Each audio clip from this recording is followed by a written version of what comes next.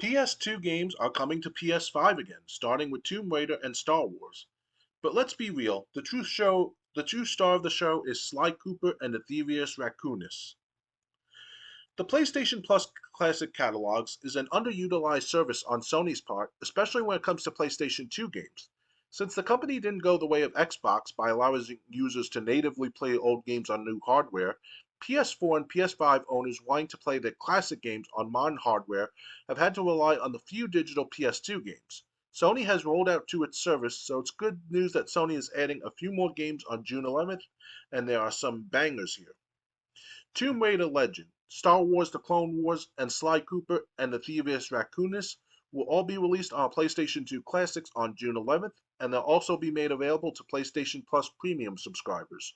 Tomb Raider Legend was a return to form for Lara Croft in 2006 after the dud that was 2003's Angel of Darkness, and I have some fondness for it even as someone who is mostly a Tomb Raider tourist. The Clone Wars is probably fine, but the real headliner is Sly Cooper and the Thievius Raccoonus. I'll readily admit Sucker Punch's first Sly Cooper hasn't aged as well as its sequels, which were structured more like pseudo-open world heist platformers compared to the original's more traditional platforming. But still a truly special game that sparked what I'd argue is one of PlayStation's most underrated series. It would be nice if this led to Sony supporting the series further with a fifth entry to resolve 2013 Sly Cooper Thieves in Time's devastating cliffhanger, but PlayStation will never give me that relief. All of these games are being added to the PS2 section of the Classics catalog as part of Sony's Days of Play sale. That event began May 29th, although the new games won't be added until a couple weeks later. This includes sales on games, merchandise, discounted PlayStation Plus memberships, and more. To see the full breakdown of the deals, check out the PlayStation blog. That's right, Kotaku doesn't have comments. So, um, what do you think about these games being added to the PlayStation section? Finally. Yeah, PS5 is all well and good to have it on, but the purpose of the PS5 was to have the backwards compatibility of game playing. And yes, it's nice to have PS5 games of its exclusivity to the console for, or at least time exclusive, at least that for the last several years we have time exclusives now for these systems, and it's perfect. Perfect timing. It would be nice though. What they should have done is that if they're going to release another PS5, a sub upgrade, or what we want to call it like that. What they should do is actually have like backwards compatible for PS1, 2, and 3 and 4 games too, which is kind of hard to do with actual hardware. But with the emulator, they can. That like Xbox does to themselves. So but obviously they're not going to put that much time and effort for Sony to go backtrack on that matter for the PS5. But it's nice to see that PS2 games like Tomb Raider, Star Wars, and perhaps even Banjo Kazooie, or not Banjo Kazooie. What's it called?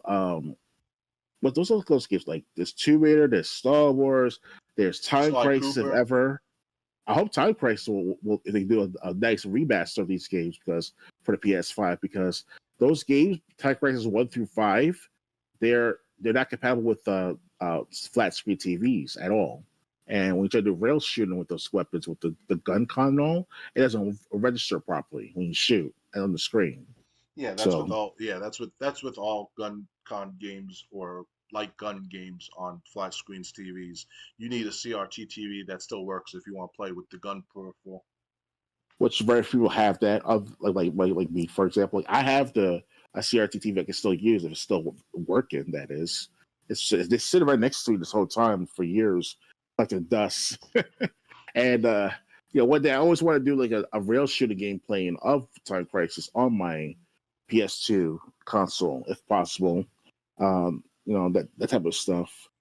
But yeah, it's a good to see that Sony's finally making some moves with their backwards compatible or past games on their current consoles and all, because it'll bring the community closer to with each other from the old generations to the new generation of gamers. And Yep. Xbox is doing that too for how many years now with their consoles and stuff like that, with their games like Two Human or Prototype, or even games like what's that called, The Void or something like that. If I recall correctly, the title of that game. So No, it's called Dark Void. Yeah, that type of stuff. So, because I heard, because they based on our previous podcast we did earlier this year, Dark Void is going to be on the listed on the Yep. Xbox store. Oh, only people who bought it or got it with the Games of Gold can actually play it still. Last time I checked, which is being included. So Yeah. it's Um, yeah, it really, I well, I like PlayStation and Xbox doing this when they do something like this. The only problem is the only games they can release are games that were like uh that are first party basically. So you're not right. getting, so like if Time Crisis is not a Sony property where it was published by Sony, good luck. Um, So that bank like come out Namco. Yeah. So, I mean, on one hand, I like Sony doing this and Microsoft doing this, but on the other hand, we need backwards compatibility because um, there's only so many games Sony and Microsoft can give us that they have the rights to. Mm-hmm.